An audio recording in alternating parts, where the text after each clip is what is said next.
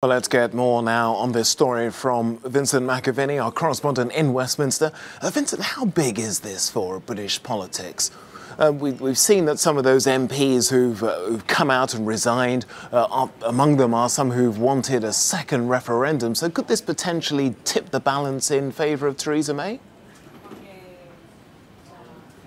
Good afternoon, Tokes. Well, this is big. We thought that a number of these MPs for weeks have been heading towards splitting off, and they've definitely timed this now to have as bigger impact as possible on the Brexit process. So these 7 MPs were in Westminster earlier, all speaking about their long histories with the party, some of them going back as many as 5 decades, being students in the movement, working for the party, then being MPs, ministers, shadow ministers. It was a big deal for many of them to leave, and they singled out, as we heard there from Luciana Berger, the anti-Semitism. In her case, she has had to have police protection at times because it has gotten so bad, but also the failure on international issues, particularly Brexit, and believing in the Russian account. For instance, one example was the Russian account of the Salisbury poisoning rather than the British intelligence services. But on that issue of Brexit, all of these MPs are Remainers. They've been heavily involved with the People's Vote campaign, the Second Vote campaign, and that's something that they are trying to still force, and something that they think they can do better outside of the Labour Party,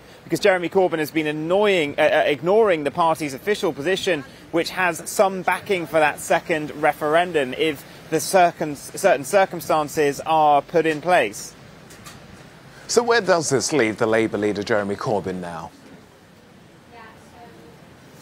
Well, for Jeremy Corbyn, this problem of anti-Semitism hasn't gone away, it seems. He has been accused of not taking it seriously, of not doing enough, and it really bogs him down all last summer. These questions will once again be raised, particularly Luciana Berger. She's a young 31-year-old MP, heavily pregnant with her second child, and as many 2 weeks ago, her own constituency, Labour Party, were trying to have a vote of no confidence in her and force her out the job, but other MPs stepped in to block it. It was thought that that had sort of the tacit support of Jeremy Corbyn and his top team, because they don't like what she has to say on this issue.